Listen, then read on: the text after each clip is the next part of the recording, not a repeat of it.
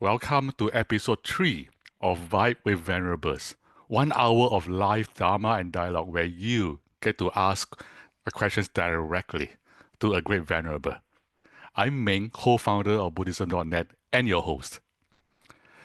This week we have somebody very special, Master Soryu Forall, my fellow co-founder of Buddhism.net and my fellow co-author of this book, Buddhism for All. He's also my friend, my brother, and my main teacher. And he is founder and abbot of the Monastic Academy. For the next 3 weeks, Master Soryu will speak to us on the topic of Prapañca, which is mental proliferation, and how Prapañca causes conflict and what you can do about it. So as usual, Master Soryu will speak for roughly 30 minutes and then answer your questions live. And as a reminder, this session will be recorded and uploaded onto YouTube later. Well, my suggestion is that we will quickly review everything that we're going to be covering, because it is a lot, and it will be somewhat intellectual, but also practice. And then we'll enter into a meditation in order to prepare our minds for the study of the Dharma of the Buddha, a teaching of the fully enlightened one. And then we will move into the full content. So let me just say, this series of lectures is very important to me, because from the very beginning of my training, I've been concerned about conflict in the world. And when I went into the monasteries to attempt to understand the teachings as transmitted through the millennia, I was mostly interested in the Buddha's explanation about why we treat each other this way. Why do we treat ourselves this way? Why do we treat other humans this way? Why do we treat the planet this way? Why is there so much conflict in the world? And this topic has given me great solace and a practical path forward, which we practice here every day in the training at the Monastic Academy. So this term, Prapañca, is very important to me. And we have the opportunity to ask, what is this mental tendency that spreads conflict in the world? Specifically, how does it function? What are its implications? What are the other aspects of the Dharma with which it's connected? Then we'll spend time in part 2 next week questioning, examining, why is it that this tendency of mental proliferation, this tendency of prapañca, why does that cause conflict? And then finally, of course, this is Buddhism, it's practical. Then finally, we ask the question, what should we do about it? And it's good, of course, to start at the end. And so right now, we'll have the chance to do something about it, even before explaining all of this. And the thing to do about it is I'll pray, and then we'll enter into just a few minutes of silence. And the purpose of that silence is to clear our minds of prapañca. And for now, all you need to know is that you're clearing your mind of thoughts. And the way you clear your mind of thoughts is by paying attention to your breath without adding on thoughts about it. It's just the experience of breathing. So I'll begin by chanting, and then we'll have a few minutes to just pay attention to our breathing and have the direct experience of setting aside prapañca.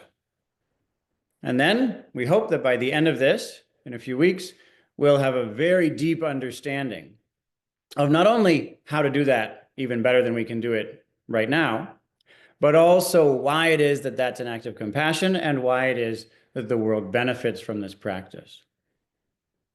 So let's begin again with the homage to the awakened one, to the Buddha.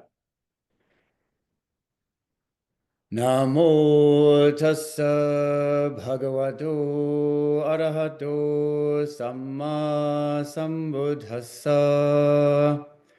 Namo tassa bhagavato arahato samma sambuddhassa. Namo tassa bhagavato arahato samma sambuddhassa. Sadhu, sadhu, sadhu.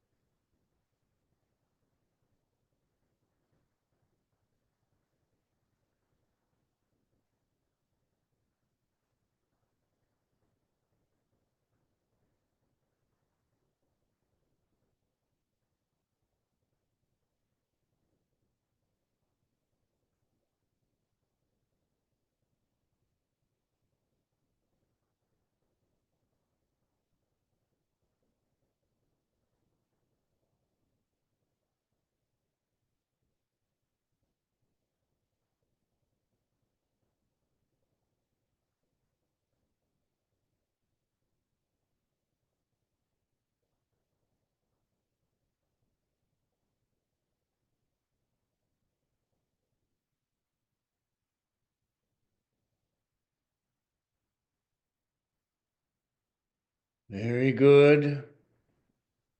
Very good. Very good.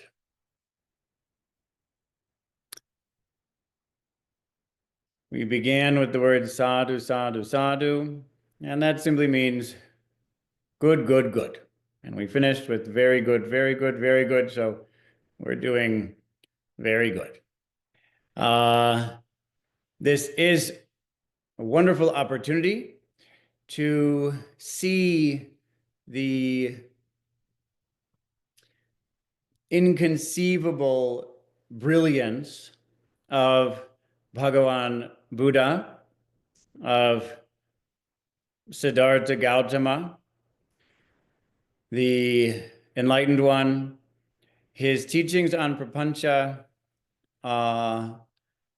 have, over the past 30 years that I have been studying them, amazed me hundreds of times. Again and again, I have seen what I couldn't see before.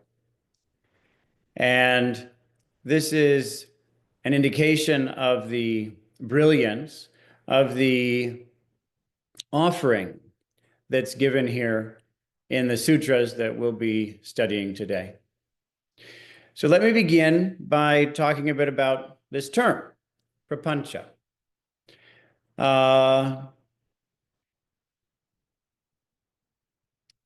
It was a word that was already in use in India at the time that the Bodhisattva was born into the Indian subcontinent. So when I say the Bodhisattva, I mean the individual known as Siddhartha Gautama prior to his enlightenment. Once he was enlightened, he was a Buddha.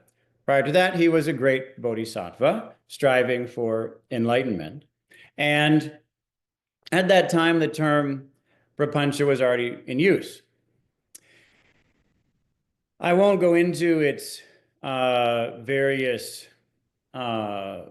implications in the pre-Buddhist literature, but I can say that in general, it meant something like explanation. And it was typically taken to be a good thing. So what I'm doing right now is prapañca. I'm explaining something to you. We have a word, prapañca, and I will talk about it for a long time. And so the idea is that you have something like this, and you unfold it to make it clear. And therefore, it talks about prapañca, indicating we fold out 5 parts, and you can see what it is more clearly. The punch would be like 5, although we're not sure that it meant exactly that, but that isn't the point. There was a tone of that. There was an implication that we're unfolding. Therefore, I like to call it explicating or explaining. That's similar in English, both in etymology and definition. So this was a good thing. And the Buddha did what he did so often after his awakening when he taught the Dharma. Namely, he appropriated terms that were already in use, redefined them for the purpose of awakening rather than the purposes that they'd been used for previously, whatever that might have been. And he gave the term a negative connotation. He pointed out the problems with explanations, with explication.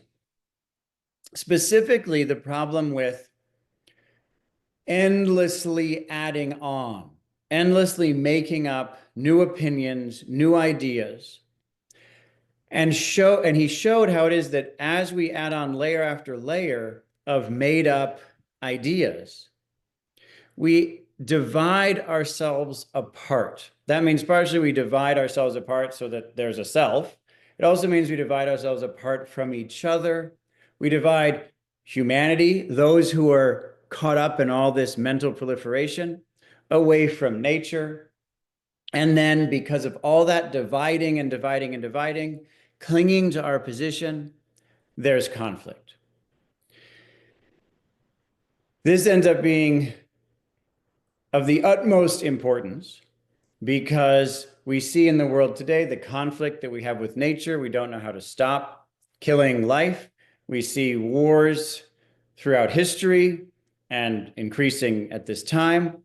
We see interpersonal conflict within our families and our friend groups. And we don't know what to do about it. And it turns out to be something quite counterintuitive because most of us deeply believe in explanation and explication. We think if we could just make all this explicit, we'd understand each other and then we'd get along. So the Buddha says something extremely counterintuitive, and that is that holding on to explanations, holding on to the stuff that we make up, that assails us and produces a sense of conflict in the world. So in 3 lectures, we need to cover this very subtle explanation and see how it is that the genius of this is that the Buddha and his disciples were able to use explanation to allow us to transcend explanation and directly perceive, directly realize the Dharma without any dependence upon explanations about it. He could use explanation to help us to become free from explanation. And for that reason, we are deeply grateful for that compassionate teaching. So right now, that's what we're doing. We're using explanation to help us to go beyond explanation so that we can directly realize the Dharma. Through directly realizing the Dharma, conflict ends. The underlying tendency to conflict ends. And we directly not only know, but in fact live peace. So let me now, quite quickly, and I know this will be a lot, we're going to sail through a lot of sacred texts. And then if you have any questions about it, please just write them down and I'd be happy to field them to the best of my ability. So there are a number of terms that are connected to prapañca. Probably the most important one is one of the most important terms in the entire tradition. That's Saṃskāra. Saṃskāras are intentional productions,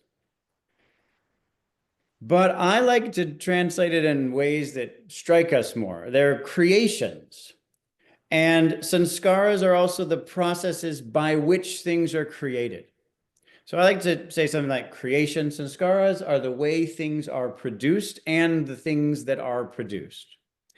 This is very important because we see that this mental proliferation is how we produce ideas about things. Drishti, these views. We make up opinions about things, and then we hold on to those opinions, and in that process are in conflict with the thing that we have the opinion about, because the opinion turns out invariably to be mistaken. Another aspect of this is the term saṃjñā, which means perceptions. So we perceive things and then we add on something, and it turns out far more than most people know, we perceive things that aren't there, and we do not perceive things that are there. This happens far more than most people know, and we have meditation and a number of other practices as well to help us to see what we're not seeing and to stop seeing what we are seeing. A lot of the time we are seeing things that we just made up, and it's important in order to come to peace to let go of that. We know this in personal relationships. We also need to be able to see what is there, and we want to see each other, and we want to do this even at the collective level of society, civilization. And so it's important to know this term as well, perceptions, because in the text that has a very close relationship with prapañca. Another term is Vikalpa. Vikalpa means imaginings, and often is used interchangeably. In fact, it's to the point that I brought up this word, mōsō is how you say it in Japanese. I don't speak good Chinese, but it's something like wàng, xiǎng. Is that right, Mang? Wang xiǎng. Wang xiǎng. Wàng, xiǎng. So if wang, the word wang has two meanings. It means either confused or not true. Xiǎng means thinking. So wang xiǎng could mean confused thinking or thinking about things that are false, or both. Excellent. So this term, again, when you say it in Japanese, the same two characters in modern Japanese, it's mōsō. This approach is sometimes used to translate the word vikalpa, and is sometimes used to translate the word prapañca. And it shows how similar the words are if Chinese translators would have disagreed about how to translate them into, what would it have been? It would have been 2,000 years ago, whatever Chinese was being spoken in Western China at the time. Another term that we have is Parikalpita. Parikalpita is similar to Vikalpa, but it has the sense of imputation. So you are imputing something into or upon an object. So for example, a lot of the time we talk about what is human nature? What is the true nature of a human being? We're trying to find something that's profound and present, but a lot of the time we're imputing something. And that is a deep confusion. Are we seeing what's there, or are we imputing it and then acting as if it's there? And then finally, probably the most important of all these is this term Prajñapti. It's a term that is extremely common in the Yogacara school of Buddhism, but it's also very much used and is crucial in Madhyamika understanding of existence. This term Prajñapti means designation. And so once we start to explore prapañca, we start to notice that the way we designate things has an enormous impact on how we interact with them. And then ultimately, we would say it even has an impact on what it is for them to exist. The point made is that things don't inherently exist. They are without self. Therefore, their existence is, quote, mere designation or pure designation. Therefore, our minds have extraordinary power because the way we designate things impacts what happens. We're not saying that everything we're not saying everything is made up. It's not that at all. Something has to be designated based upon a relationship, and therefore even the mind that we would say designates is also designation, and in this way we see dependent arising. The place where we see this dependent arising, this pratitya samutpada, most clearly in all of the texts, I'd suggest, is a text that I've been lecturing on for a few months now, and that is the Madhupiṇḍika Sutta, which is in the Majjhima Nikaya of the Theravadan tradition. And it's a very nice text.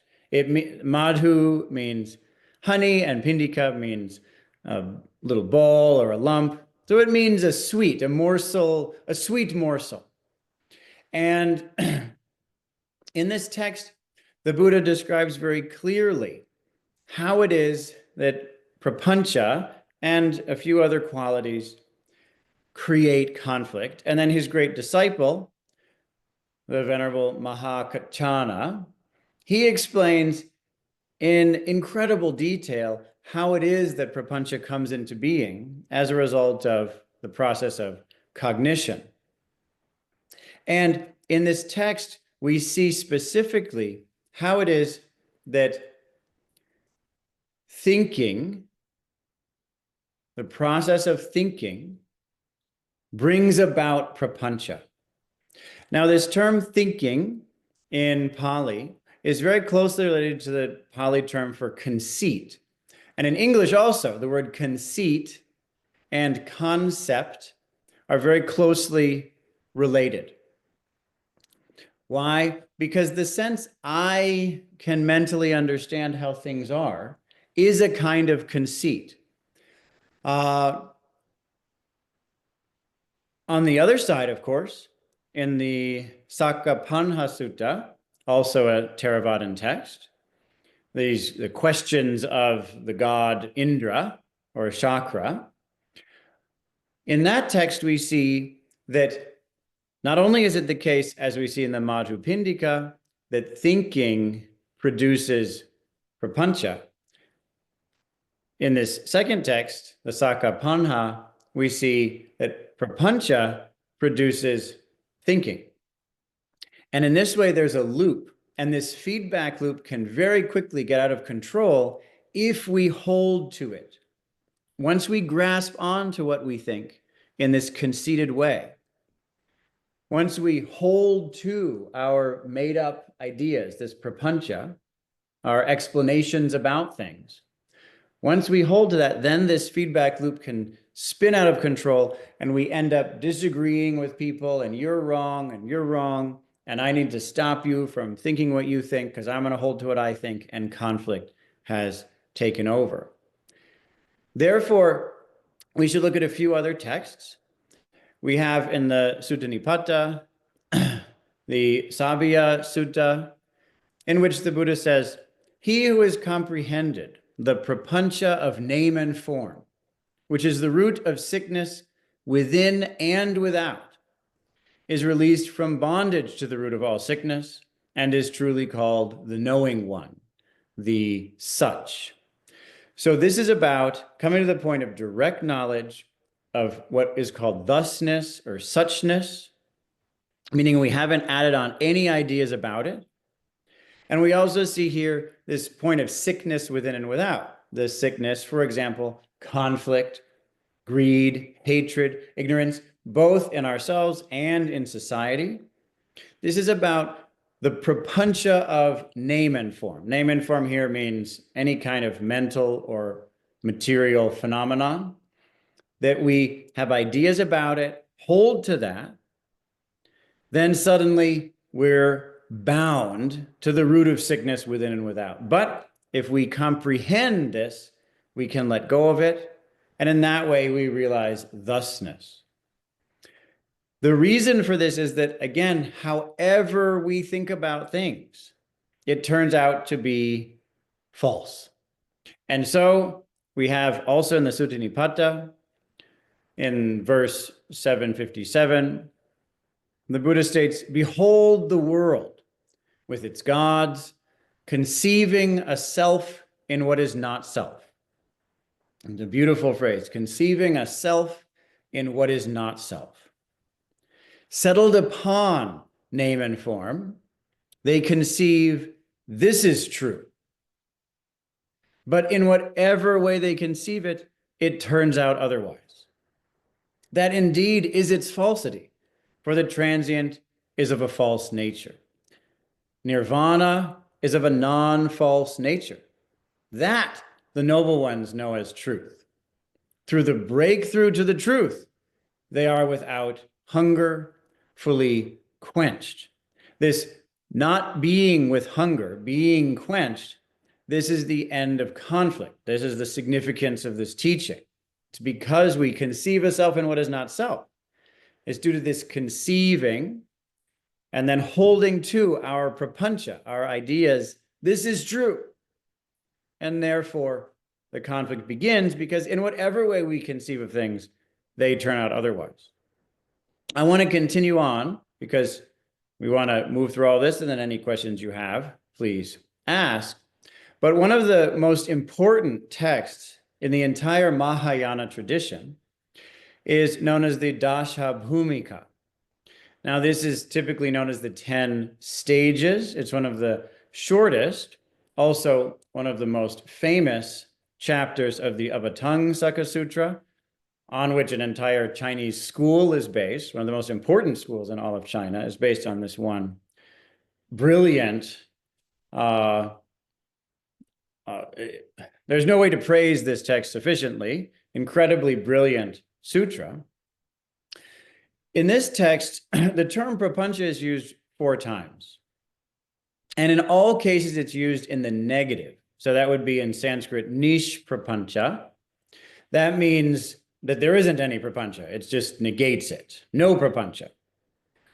One of the places where this is mentioned, or it's mentioned 3 out of the 4 times, is in the 6th stage. There are 10 stages, and the 6th one is when one makes the full and complete breakthrough to nirvana and has a complete understanding of pratitya samutpada, of dependent origination, of interdependent arising.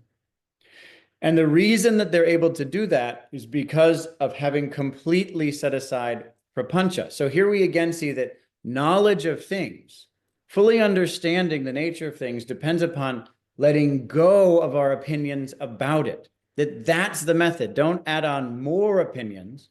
Instead, set aside the opinions. Then finally, we have the 8th stage in which one realizes immovability from bodhicitta, from supreme compassion. And one realizes the acceptance of the uncreated nature of all things. So one fully can live in a compassionate way without experiencing, without holding to any kind of birth or death at all, but directly seeing that everything is uncreated. This means the cessation of all activity of mind. And it is oftentimes the most celebrated moment, despite the fact that there is still the 9th, the 10th stage, and even beyond that, Buddhahood. So this term, nish prapañca, no prapañca, is celebrated in this text, in the Mahayana tradition. And I'll just continue a bit more to go beyond the sutras, even though I could go on for days, literally. And those of you on the call who have heard my lectures here talking about this, I have literally gone on for months on this topic. I don't know how many dozens of hours, but for now we'll There's move a lot on. of papañca. It's prapañca, exactly. Exactly. There it is. But we'll do a little bit more prapañca right now, which is Nagarjuna. The Acharya Nagarjuna was one of the greatest creative forces in Buddhist history. And he wrote something these root discourses on the middle way, Mula, Madhya, Makakarika. And there we have a number of instances of the term prapañca, and I just want to bring up two. The first is in the introduction. He uses this term right in his praise of the Buddha. And he starts with the fully awakened one who taught the dependent arising, the calming of conceptualization,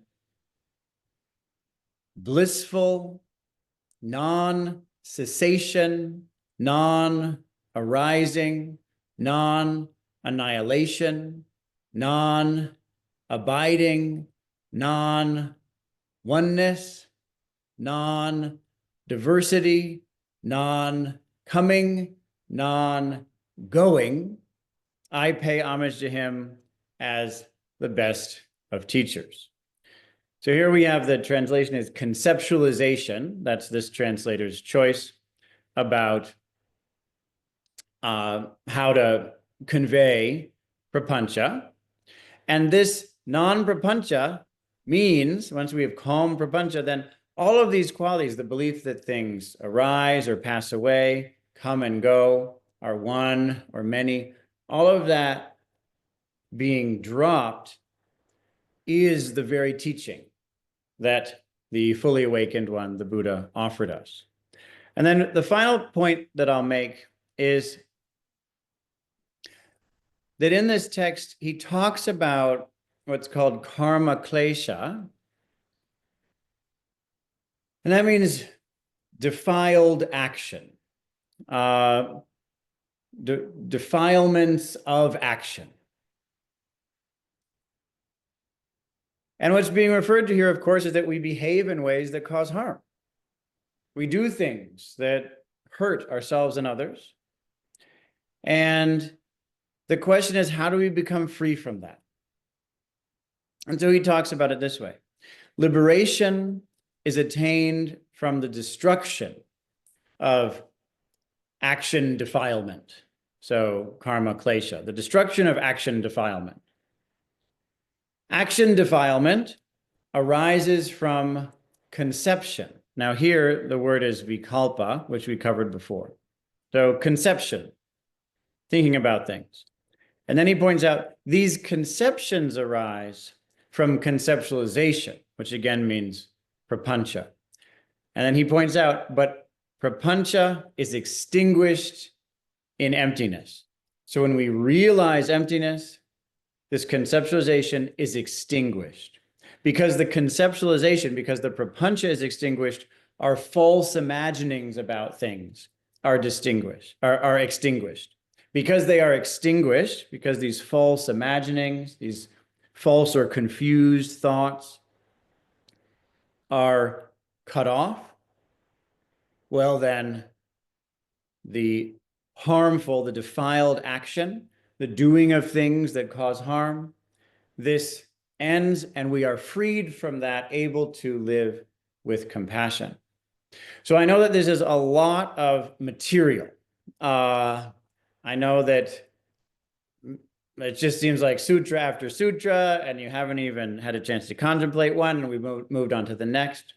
But I wanted to give you a little bit, just a taste of the range of the way this is used to begin, to set the stage for both any conversation we have now, but also so that later on, when we talk about the way the mind's tendency to proliferate and hold on to its imaginings, how that's creating conflict in the world, and how urgent it is that we purify our minds of that tendency, that you'll have the theoretical framework. Once again, the significance of this is that it is possible to meet those whose minds are filled up with extraneous thoughts, with more extraneous thoughts that cut off those extraneous thoughts. Because if we're addicted to it, if we hunger for that, then we have to be given the kind of thing that we will take. So we know that. So the Buddha meets us and gives us prapañca that we use to cut off the tendency to bring forth and hold to prapañca. Because the problem is not explaining things. The problem is clinging to those explanations. And it's possible to explain things in such a way that we let go of clinging to all explanations, and then we are free to live in compassion. And with that, perhaps we can finish with the lecture and move on to the next part. Will that work, Meng? Yes, thank you so much. So now we've entered the Q&A section. So while we're waiting for a question, I have one for you, Master Soryu. Yes. Which so I tell you where this come from. This comes from my interest in, because by the way, I have to say something about Soryu for all of you. You had just heard him speak, and you begin to realize that this man has, like, he's knowledgeable about all three schools of Buddhism, right? And he's able to, like, collect all these things and put it in a package that, like, is understandable, and he's very, like, solidly rooted in the real world, because he cares about, the world, right? So it's practical, in addition to being, like, really very wise and very broad and deep. I have one question for you, Soryu. In the interest of, like, what we can bring home, because today is a lot of content, and so what's one thing you can bring home? And I want to suggest something. I want to hear what you feel about it. My suggestion is, the one simple thing to bring home is just knowing that don't believe my thoughts, because whatever I'm thinking, probably not true. So, for example, I'm looking at this guy. I say, this guy is, whatever. This guy is sucks. Or this guy is very nice, and then I react based on that. And if I just know that is simply a thought, that alone is something you can bring home, and it's life-changing. So I'd like you to comment about that, Soryu. Well, yes. And I want to I want to be clear that, just because of what you brought up earlier, I know it's a lot of content, a lot of sutras and such. It sounds so theoretical, so distant, so philosophical, so abstract. We don't know why we should care. And I'd ask you to please trust the process, because those of you who know me know that I see this as extremely practical. We need a certain amount of understanding in order to apply the practice correctly, especially in the very challenging circumstances of the world right now. So I, of course, want us to face the crises in the world right now. But if we face them without a correct cultivation of mind, we just add to the problem. So therefore, I'd ask you to please trust the process, because yes, this will be very practical by the end of the third lecture.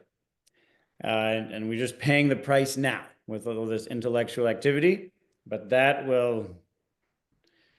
is not the purpose of this. It's just the means. Then in terms of what you're saying, it's quite common, as you mentioned, for us to think badly about someone, and then be able to remind ourselves, first of all, that may not be true. I may have come up with an explanation without a full understanding, and my explanation may be wrong. We can do that. What's harder for us to see is that the moment we go into any explanation, we're paying attention to the explanation rather than to the direct relationship. And therefore, true compassion cannot arise in that moment. I don't actually say that we shouldn't judge. People often say that the Buddha said, never judge. Judgment is bad. Judgment is wrong. But the Buddha was not a hypocrite. And someone who says that judgment is bad is a hypocrite. The Buddha said, skillfully judge.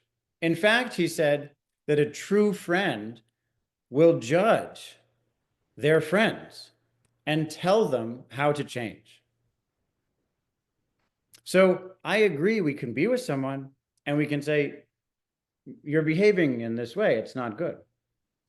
But in that moment, we can be in relationship, in direct relationship.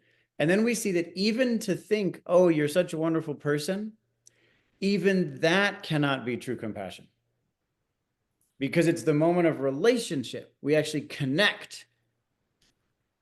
And in that moment, a new kind of unexpected love can come forth, and they feel it, and their love is then called out of them. But if we meet them with thinking about them, then we invite thinking about us out of them, and then we don't meet at all. Instead of that, we set it aside and meet them. And then, yes, we can say, I disagree with you. That's actually fine to say. Or we can say, I agree with you. That's fine to say. But what people often also don't see is that it's exactly the same with us, with ourselves. We're in conflict with ourselves because we hold tightly to ideas about ourselves, rather than setting those ideas aside and having this experience. It's why following our breath is so powerful.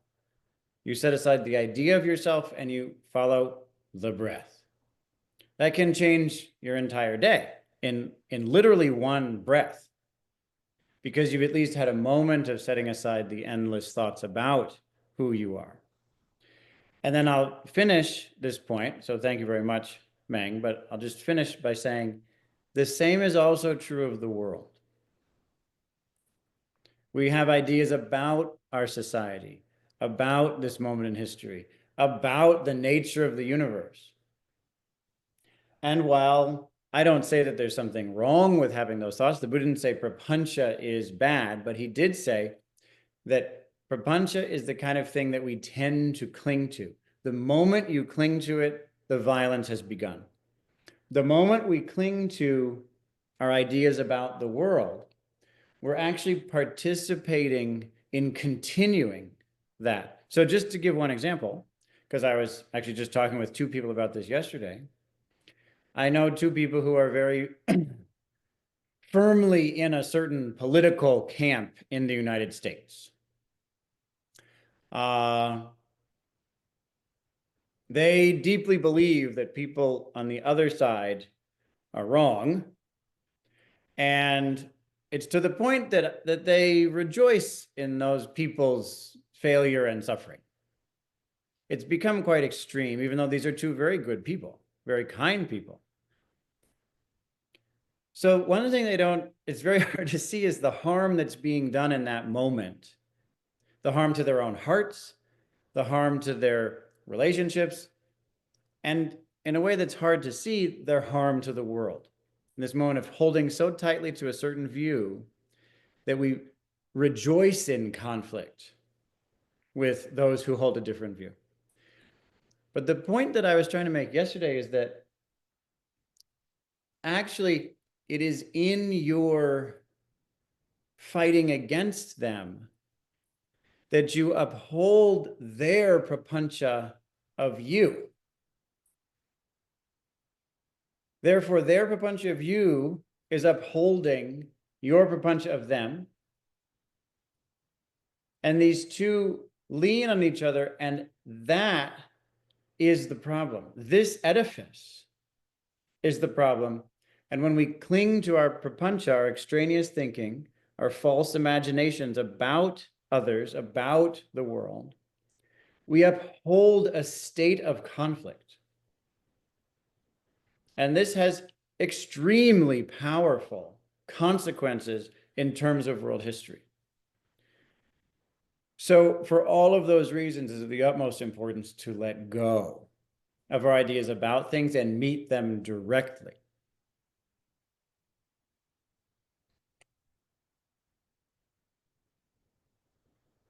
Justin, you have a question.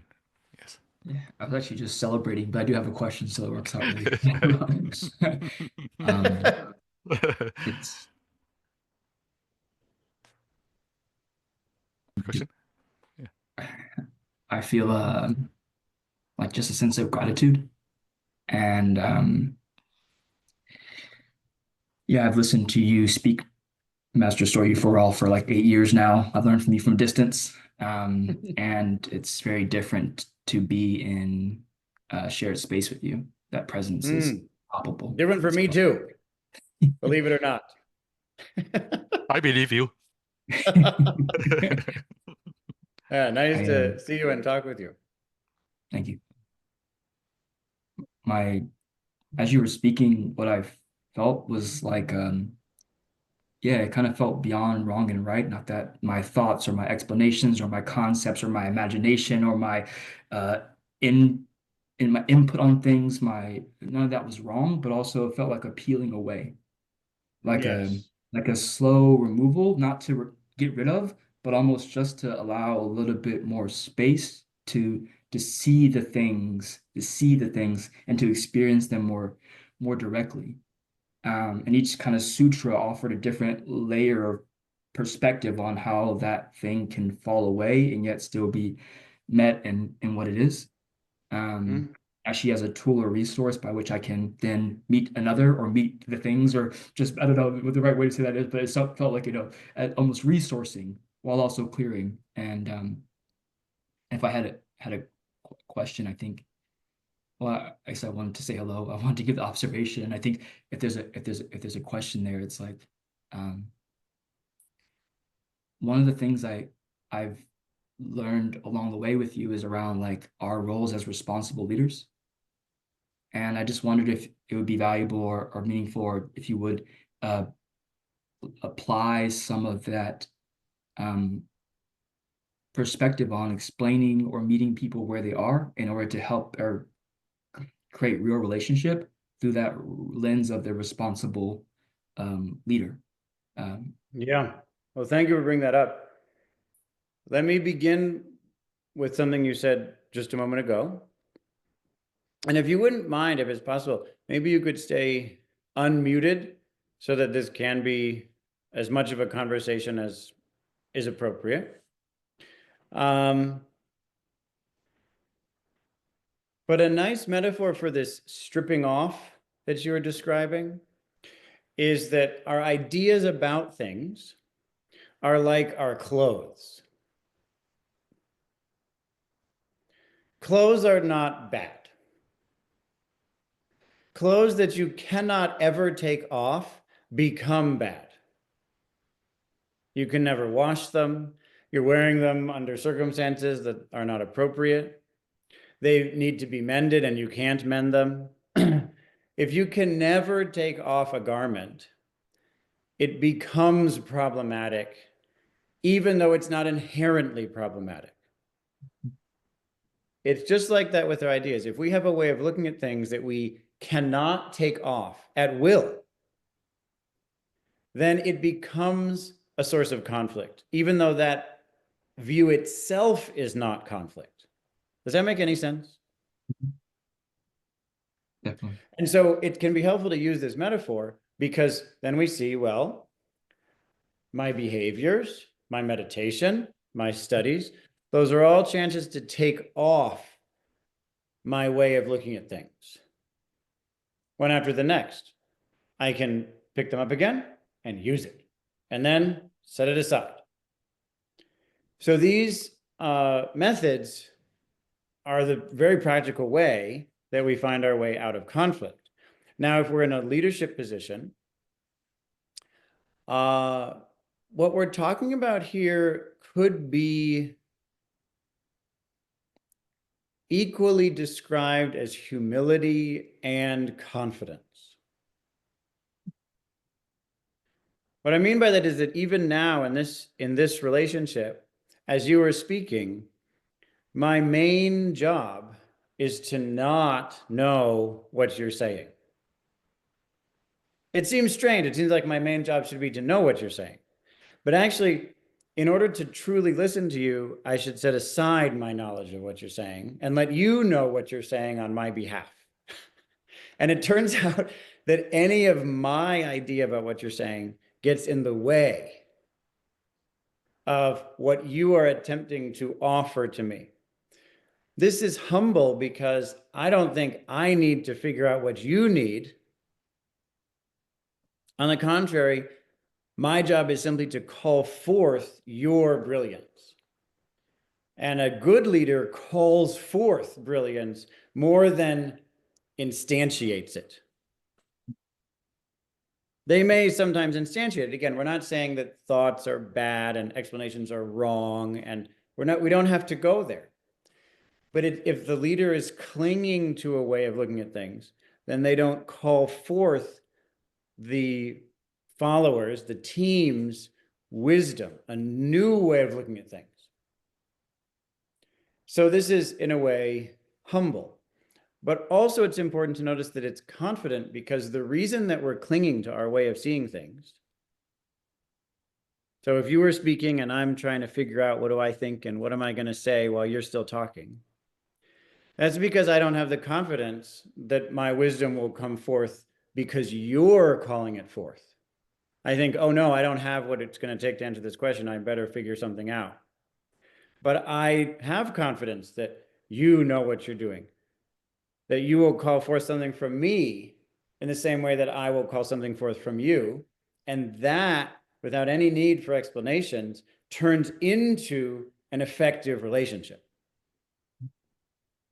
So it's absolutely practical. It's alive. I know Meng and I had this experience again and again, creating this book, writing it. We wrote it several times. Again and again, something is called forth that neither of us could have done without letting go of our earlier approach. It's not that that approach was wrong at the time. We both came in with something, and then something new happens. If anyone's still clinging, then the magic doesn't unfold. So that Yes, and every time that happened, yeah, and every time that happened, it appeared as if it's conflict. I mean, from an outsider's perspective, it looks like it's conflict, but it's actually not conflict. It is that process. Exactly. So we are, or let's put it this way: we are disagreeing, but we're not in conflict. Yes, that's right. It only looks like conflict. Yes, if you're looking at it from a certain perspective, it's clear that these two people cannot get along. And it's exactly that that brings something forth that beautifully no one can take responsibility for. So because we both took full responsibility, something occurred that neither of us can take responsibility for. And all of this happens with this magic of being able to think and consider without holding on to those thoughts or perspectives. So that's one of the main things, as you say, that we teach here. How does the leader be in relationship with those who they're leading with this sense of confidence and humility?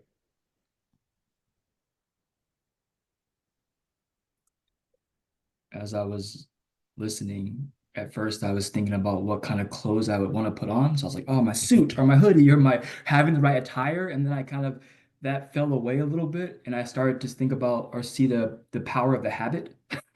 You put on the same thing every day, and therefore the way by which you are expressing your nature or your leadership is not something about the uniform. Well, it could be helpful, right? But it's something different. It felt something like something more.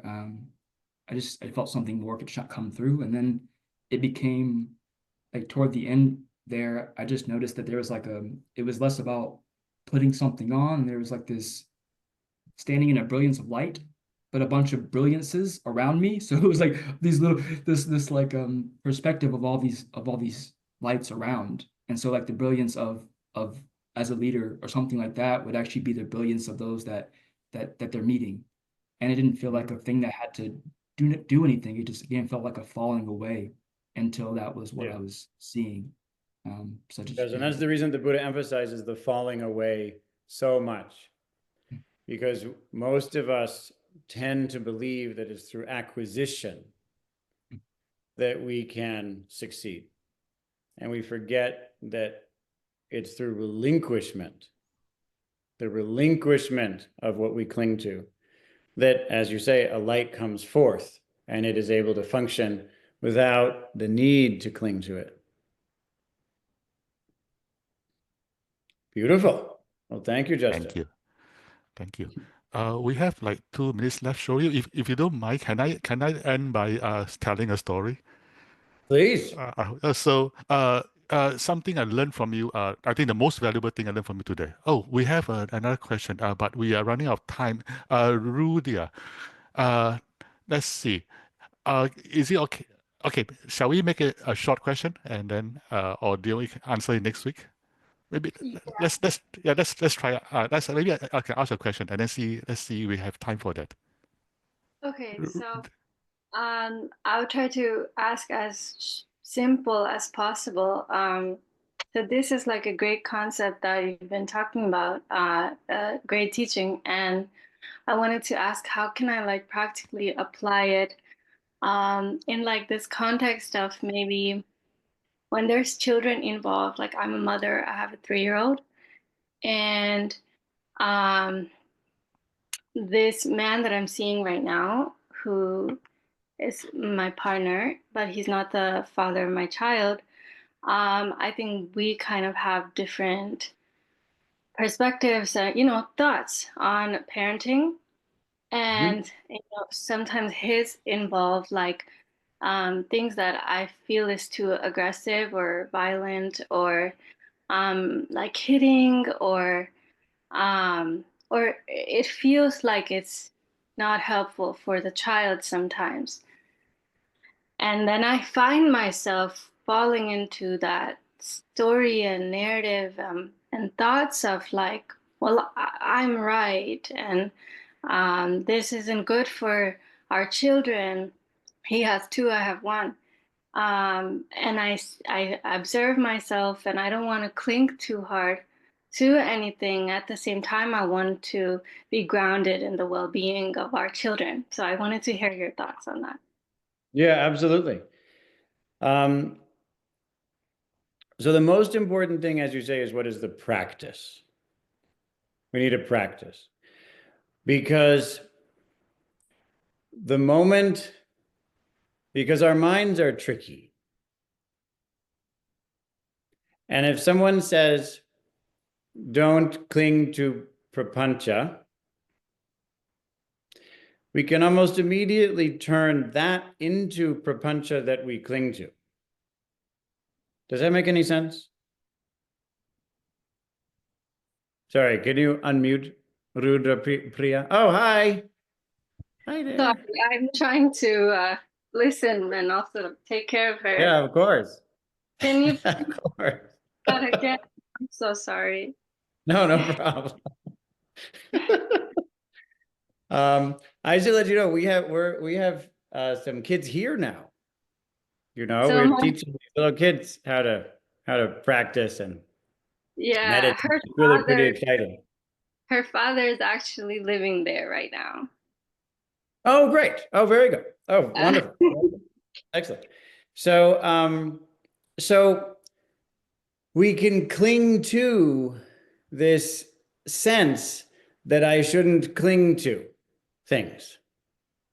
Does that make sense? Mm-hmm. We can, when we hear someone say, don't cling to prapañca, we can turn the thought, don't cling to prapañca, into prapañca that we cling to. This is how tricky our minds are. So what is it? What do we actually do? Well, one of the things we do is that, again, we have confidence in the care, the connection in the moment. Right? So here I am in the moment and I can have care. And as we were describing between Meng and I, as we tried to write a good book, there can be disagreement. If there can't be disagreement, there can't be friendship. A good friend disagrees with their friends when their friends are making errors of whatever type. But that disagreement doesn't have to become holding on to certain perspectives. Because we know that people change, and we know that we don't see things, and that the way we hold on can actually keep people in their patterns, as I described before, rather than allow them to become free. And so the most important thing is actually that we practice. What you're talking about is such a subtle question and such a powerful question that we have to, in fact, practice letting go, practice realizing new kinds of compassion. And in that way, we can demonstrate that to each other. So how is it that we can be clear, even firm in our convictions, without holding on and therefore making that into conflict? This is so subtle that the only answer is practice. And that's the reason that even though today has been quite intellectual, we'll turn it into something increasingly practice-oriented over the next 3 sessions, or the next 2 sessions over the 3 sessions total. Does that make any sense? Yeah, so you're saying like to remain confident in the moment, in the care and the connection, right? Yes. And so you don't need to cling to like overarching narratives maybe, but in the moment remain grounded in like even what you're fighting for, like to embody that in the moment. Yeah, how do I say, if you come here, you'll see that I can be a very strong leader who is uncompromising, and I demand excellence. You know, Inez is here now. Inez has been here. She's seen some of this. And also, I don't know. I don't need to know. My job isn't to know. Knowing isn't in my job description. Loving is in my job description. Caring is in my job description. Leading, making decisions, all of that, yes. And so to that end, we have to directly experience what it is to let go and find something that is able to act without clinging to an opinion. And that is often more powerful than any kind of opinion could be.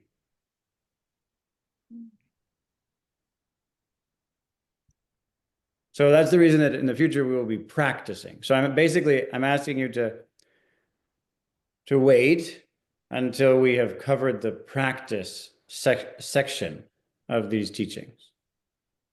The practice is the part that will have the impact. But today we first wanted to cover a more intellectual side in order to frame the practice that we'll do. So do you have opinions, right? Because I've heard you speak and everything. So for example, like not hitting children or something. How do you feel if someone in front of you disagrees with that? How do you approach it? And there's children currently in the moment, like involved. Oh no, I've been in this situation. I have lived for years in this situation. Me too. And I needed to work out, very practically speaking. I can't go into the details of it, but something had to be done. And it was clear to me that if I took a firm stand, it actually increased the negative behaviors, hitting the children, for example. But I needed a way to deal with it that would work. And that meant that I understood that this is going to be a long process, that this is going to take years. And in fact, because I was clear this has to change, but I was able to let go of the need to make it be the way I think it should be. Over the course of years, something happened that transformed me and the community, and this pattern almost entirely ceased. I wouldn't say entirely, but mostly was gone after a couple of years. But that meant that I needed to know that a solution is going to come that I can't myself imagine. I will do my part, and I will have faith that in purifying each moment behavior, a solution will arise. But that just took a long time. I'm sorry that I don't have a simple solution, but to tell you the truth, given what I went through, if I asked someone how to deal with a problem like the one you're talking about, and they gave a simple solution, I wouldn't believe them. Thank you, Soryu. Sorry, for the interest of time, we have to end this. But hey, Soryu will be back again for 2 more weeks, so we can continue this conversation. By the way, Soryu is always extremely busy. Even I can't get to him. So this is a really valuable opportunity that we get to like be in the same space as him. So, and fortunately, we have 2 more weeks of him. So, Soryu, can I invite you to end this session with by you blessing all of us? Yes, and let me begin by thanking you personally. Thank you so much for making this happen and for your endless, tireless dedication to the Dharma. It has changed my life. It's changed our community's life. And I assure you, I'll say it again, as I have said so many times, it has changed the world. So with endless gratitude to you, Meng, for bringing us all together.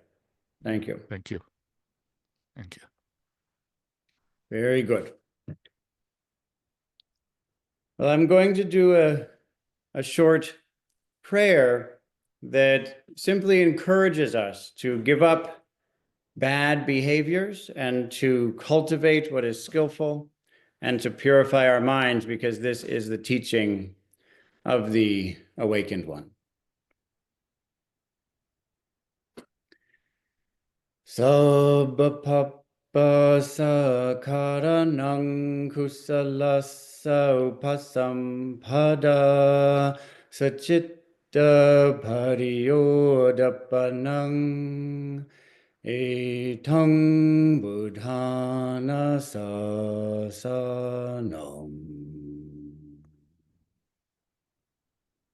Sadhu, sadhu, sadhu. Let's all bow to the master. Thank you. So again, Master Soryu is here purely on the goodness of own heart. It's taking no payment and so on. So if you are inspired to, please feel free to donate to his organization, Monastic Academy. We will send the link in chat and we will email you the link as well. And those who want to review this, watch this again, or want to show to your friends, this video will be on our YouTube channel. Yeah, subscribe to our YouTube channel, Buddhism.net. And yes, Soryu will be here for the next 2 more weeks. So come back here, same time next week. And with that, thank you all my friends for being here. Thank you. Thank you.